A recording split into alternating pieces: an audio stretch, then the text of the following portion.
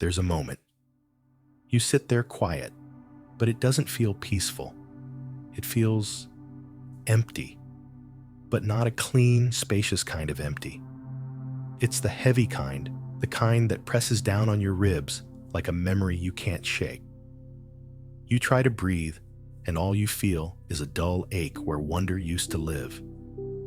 The silence doesn't soothe you anymore. It claws, it groans, it screams in the background like a radio stuck between stations.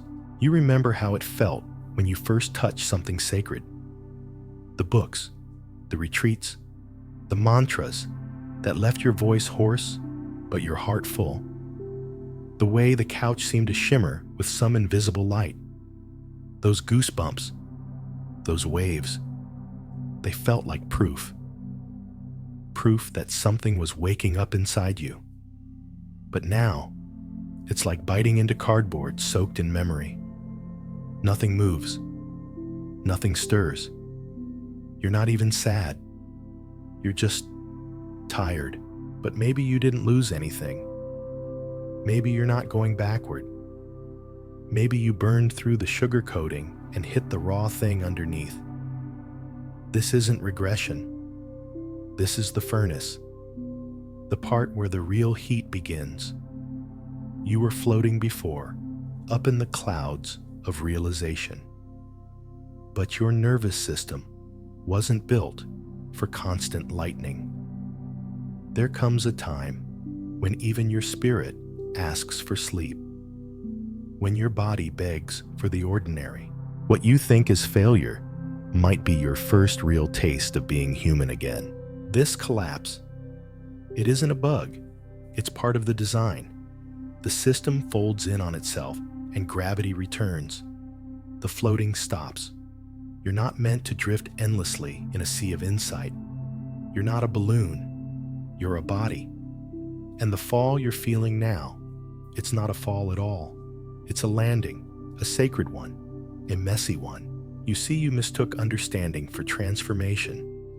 You thought feeling something was the same as living it. But embodiment, it doesn't glow. It groans. It stretches. It forgets. And now that the highs have gone, the thrill of discovery stripped away, you're left with something quieter, more grounded. It's not cinematic anymore. It's not poetic. It's just life. Irritating simple and alarmingly plain. And suddenly, even the most profound teachings start to feel like scripts. Hollow. Recycled. You hear the words, all is one. And instead of comfort, you feel rage bubbling up in your throat. Not confusion, not doubt, but something sharper, something clearer. It's not that you don't understand. It's that you understand too well. It's the clarity that no longer wants to be dressed up. You're not angry at the world. You're angry at the illusion, the costume of it all. The spiritual drag you didn't even know you were wearing. The curated pauses, the gentle tones, the polished humility, it all starts to feel like a game you were playing with yourself. And now, you can't unsee it. Worst of all, you weren't performing for others. You were performing for yourself, watching yourself get it, replaying the clips, feeling proud of how awake you sounded, like a monk high on dopamine in a temple of mirrors. You said I've arrived over and over like a chant, like a badge, and now you roll your eyes, just hearing the phrase, just be. But that's not cynicism. It's not bitterness. It's sobriety. It's the quiet death of spectacle. The moment truth stops sparkling. The moment your body stops chasing the light and starts asking for a nap instead. Or a sandwich. Or maybe just a long, awkward cry in the middle of a grocery store. You begin to look at the people who never entered this path and feel a strange kind of envy. They're allowed to feel shame without labeling it. They can laugh without dissecting the laughter. They fall in love and don't ask whether it's ego or presence. You miss that. You miss being afraid. You miss being silly. You miss being someone. And in that longing, something breaks open. You thought you were waking up, but maybe you were just building a better dream, a shinier one. And now it's cracking. But this isn't a fall into ignorance. It's a return, a soft slide back into your own skin, into your clumsy hands, into your chipped teeth and trembling knees, back into contradiction, back into body. You start to crave strange things like bad jokes and eye contact, like holding someone's hand without wondering what it means. The sacred returns, but not through enlightenment, through itchiness, through burps and bloating, through the wild imperfection of your flesh. Your body doesn't care about your theories. It just shows up and keeps showing up. And slowly, you stop trying to transcend it. You begin to realize that being human was never the thing you were meant to rise above.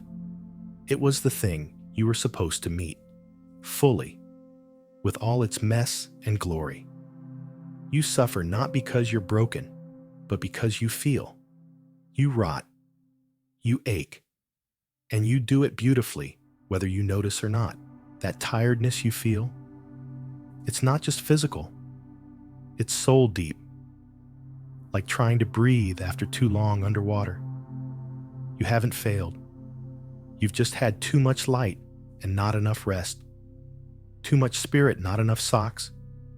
You don't need more revelation. You need someone to scream at you, to forget the incense, to forget the teachings, to just say, I don't know, and mean it.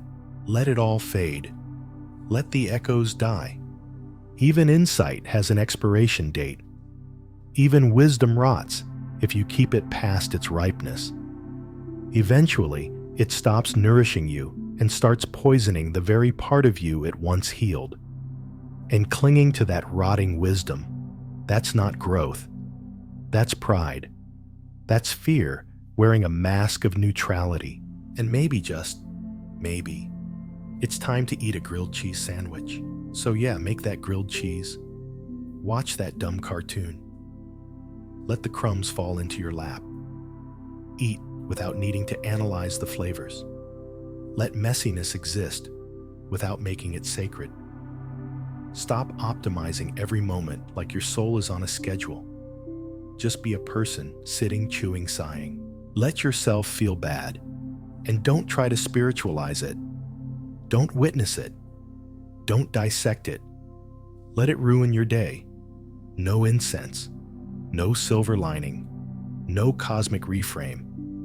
Just sit there and sulk like a tired kid who dropped their ice cream. Because the moment you stop trying to transcend your sadness, something ancient starts breathing again.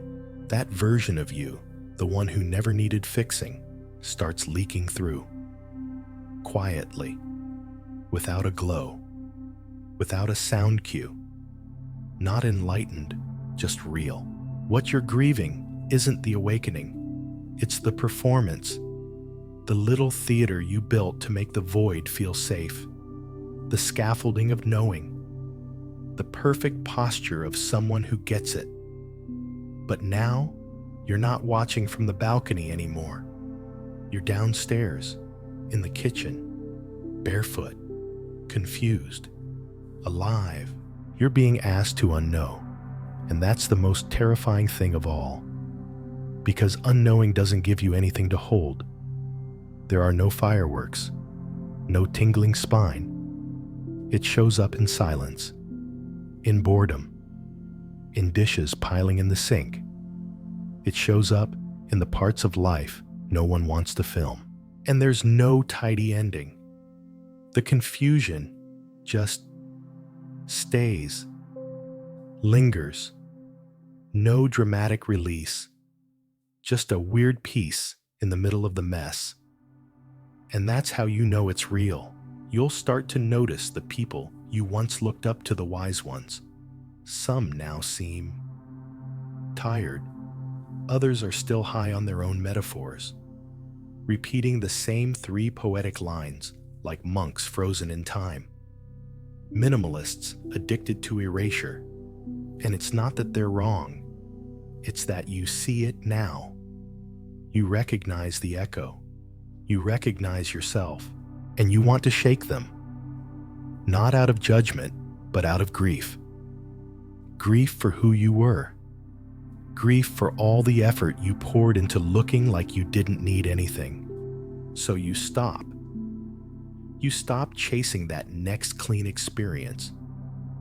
You stop consuming content that makes you feel almost enlightened, because that almost is dangerous.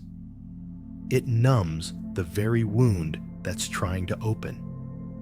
It quiets the voice you've been trying to hear for years. You don't need more answers. You need worse stories. You need long walks that go nowhere. You need silence, not the stylized kind, not the monk on a mountain kind. Just regular, awkward, itchy silence. The kind that makes you uncomfortable and bored and eventually relieved. There's a strange kind of freedom in stupidity, in forgetting how awareness is supposed to feel, in realizing that maybe all the descriptions were just metaphors for something that can't be described. And maybe that's okay. Maybe the new non-duality isn't a concept. Maybe it's crying and laughing while eating soup. Maybe it's your breath forgetting the meditation script and just panting like a tired dog. Maybe it's snotty. Maybe it's loud. Maybe it smells like leftovers. You're not broken. You're just letting go of the need to glow. That halo, it slips off your head and turns into a chipped plate you eat spaghetti from. Your nervous system never signed up for eternal spaciousness. Even stars collapse. Even gods get cranky in bad motels. That crash you feel after the high of realization wears off. That's not failure. That's what's left when the glitter fades ground. And ground doesn't sparkle. It creaks. It groans. It holds. So walk. Not as a spiritual being. Not as a seeker. Just as someone who needs a stretch. Count the dogs. Mispronounce the street names. Pick up trash with no meaning. Forget about being aware. Forget about being anyone. Let yourself be useless. Let the performance rot. Let identity come back, not as a lie, but as a costume with holes in it. A story with typos. A self stitched together with too much thread. This is the medicine you didn't ask for. Boredom without transcendence. It settles in your chest like a cold stone. You don't know what to do with it, so you stop doing. And slowly, very slowly, it becomes warm. Not because it turned into light, but because you stop trying to make it sacred. You stop trying to make it anything. This isn't surrender. This is collapse with style. And you'll start hearing those phrases again, from those you once admired. You are not the doer. There is only awareness. And now, it feels like someone is reading your old diary out loud. Cringy, beautiful, tender in the way only something once believed can be. You don't want to correct your past self. You want to hug them. You want to whisper, it's okay to forget. It's okay to not know anymore. Because this burnout, it isn't punishment. It's a sacred no. It's your soul unplugging from the Enlightenment machine. It's your body reclaiming its right to smell weird, to age badly, to say the wrong thing, to be ungraceful. It's not nihilism. It's intimacy. Raw. Without a script. Without a concept. Go 1 week without saying the word awareness. Replace it with what?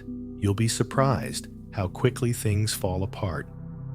And what's left? Breath? Silence. Maybe confusion. But maybe that's all you ever needed.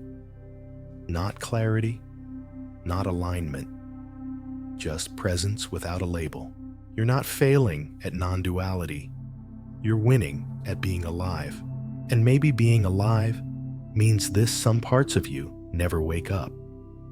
Some parts stay drowsy forever. And that's okay. Let them sleep. Let them snore. Let them embarrass your inner monk who thought everything had to be tidy and presentable. Because real integration doesn't look like stillness with a halo. It looks like chaos with a heartbeat. It sounds like you coughing in traffic, not chanting in a cave. It looks like texting your friend, "I'm not okay," and sending it without editing the typos. It's awkward. It's tender. It's painfully human. And somehow, it's more sacred than anything that came before. You start rebuilding. But not as a seeker anymore. Not as the one who's on the path. You come back as something closer to a fool, a clown, someone who once tasted the infinite and returned limping barefoot, tracking mud across the temple floor. And that limp, it becomes your blessing, your swagger, your proof that you stopped pretending you could rise above the mess. Enlightenment stops being your brand. It becomes a scent, something faint that lingers in the air as you scrub dishes with wrinkled hands. No one sees it. No one applauds. But it's there. Quiet. Humble. Familiar. The new practice becomes stupidity refined.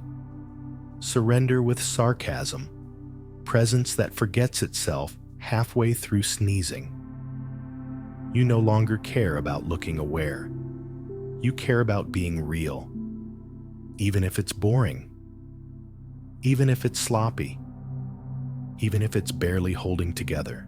And strangely, your attention starts drifting back to things you used to push away. Mortgage paperwork. Clumsy conversations. Pop songs from your teenage years that now make you cry for reasons you can't explain. And you realize this is where the portals are.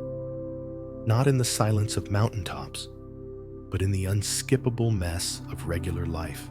The loop doesn't close with fireworks. It closes with laughter, the kind that bubbles up in your throat at the absurdity of it all. It's a sacred joke so dumb it makes you weep. And your tears, they taste like everything and nothing, like onion soup and stardust, like heartbreak and toast. And the silence, it comes back. But it's different now. It doesn't shine. It doesn't declare itself. It just sits beside you, like a dog too old to bark, just there, just with you. Loyal, boring, comforting in the most ordinary way. And here's the final piece, the part that hurts the most, but frees you the deepest. Let go of being spiritual, fully, publicly, without shame. No more polished posts, no more hashtags, no more subtle hints that you're more awake than others. Drop the whole thing. Let people think you're lost. Let them wonder what happened. You'll find yourself gossiping sometimes. You'll catch yourself buying weird stuff you don't need. You'll laugh too hard at dumb jokes. You'll cry over commercials. You'll scroll through memes like your life depends on it. And all of that is fine. You're not failing at anything. You're just living. You're no longer chasing a brand of transcendence that doesn't fit your feet. And somewhere in the middle of that quiet collapse, you begin to feel more whole than you ever did at the peak of your glow. You start seeing the divine in eye rolls and burps, in badly timed jokes and missed appointments. You see that God never cared about your enlightenment. God just wanted to sit on the couch with you while you eat cereal in your pajamas, scratching your belly. This is where truth begins to breathe again. In imperfection, in failure, in softness, in forgetting. The path doesn't lead to a summit. It loops. It spirals. Sometimes It stops completely like a dog, lying down in the middle of the road. And when it does, you don't pull it by the leash. You sit down too. You wait. You let the moment be meaningless. That's what being truly alive looks like. It's not a glow. It's a flicker. It's not a climax. It's a clumsy exhale. You walk through your life now with less certainty, fewer answers, but more attention to the smell of things. The way the light falls in the morning, the sound of your own footsteps. You don't need a niche anymore. You don't need a label. You're not a healer or a teacher or even a seeker. You're just a weird little human who's okay with not knowing. You've stopped trying to be useful to the universe. You're not offering your pain up as a lesson. You're not turning your heartbreak into poetry. You're just feeling it, raw, undocumented, unimproved, and somehow that makes it more honest. You begin to trust that your life exactly as it is enough, that the confusion is enough, that the pause is enough, that your messy, broken attention is already a form of prayer. You no longer need to glow in the dark. You just need to sit in it, to stay, to breathe, to yawn and stretch, and maybe cry into a napkin. No mantra needed, no special words. Just you here, still beating, still burning, still real. And maybe that's the most sacred thing of all, still being here. Still waking up even when it doesn't feel profound. Still brushing your teeth while your thoughts spiral. Still forgetting what you were supposed to learn. Still getting annoyed at traffic. Still choosing to love people who don't vibrate at your frequency. Still showing up even without insight. You stop trying to be a lighthouse. You let yourself be a window. Dusty, cracked, maybe covered in fingerprints, but the light still gets through. Not because you're pure, but because you're real. And that realness, it starts to matter more than the perfect pose, more than the poetic caption, more than sounding wise. You remember how exhausting it was trying to be awake all the time, how you measured your worth by how centered you felt, how much pressure you put on your breath, how you turned your emotions into riddles, how every low moment had to be alchemized into something higher. And now, you let it all rot. You give the low moments permission to be low. You don't recycle them into lessons. You let your heartbreak stay broken for a while. You don't reframe it.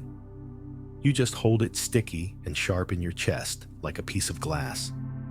And strangely, it cuts less when you stop trying to make it beautiful. Because underneath all that effort was fear. The fear of slipping, of going backward, of becoming unconscious again. But now you see there's no backward.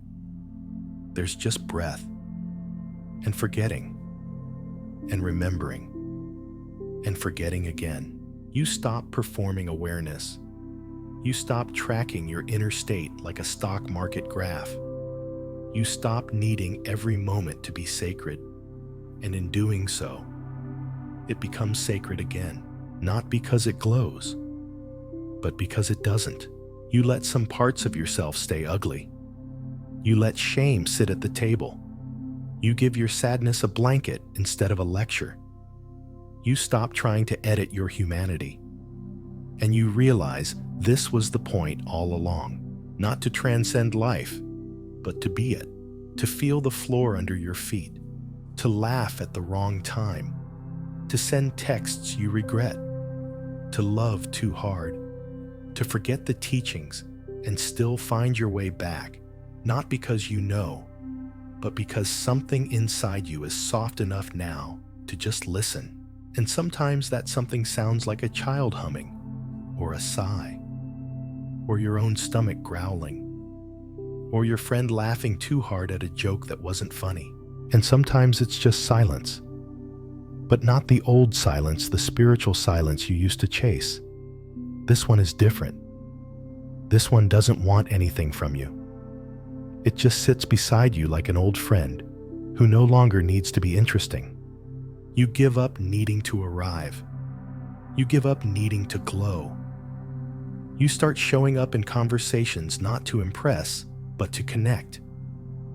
You stop trying to hold space and instead just be there, awkward, unsure, but present.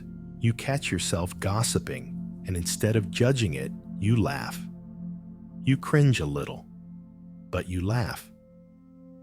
You notice how you shop for meaning in the clearance bin of your life, and instead of labeling it low vibration, you just let it be human, and you realize it was never about being perfect. It was never about dissolving your identity. It was about loosening it, letting it breathe, letting it tear and wrinkle and fade without shame. Because you are not here to glow like a star. You're here to creak like a floorboard. You're here to mispronounce things, to forget birthdays, to leave dishes in the sink, to sob into your steering wheel, to say I love you too fast, to hurt people sometimes, to forgive slowly, to laugh too loud. And in all of that, in the mess, the noise, the collapse, there is a wholeness that no teaching ever gave you. It was here the whole time, covered in receipts and laundry and the sound of your own breath. You are not failing. You are not falling behind.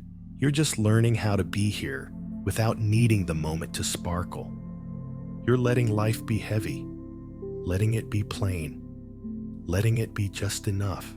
And when you do, something unexpected happens. That old need to perform vanishes. The impulse to prove your growth fades. And in its place, there's a quiet, steady hum, like a heart that forgot the script and started beating on its own terms. No spotlight, no pose, no post about it later. Just breath, just living, just life.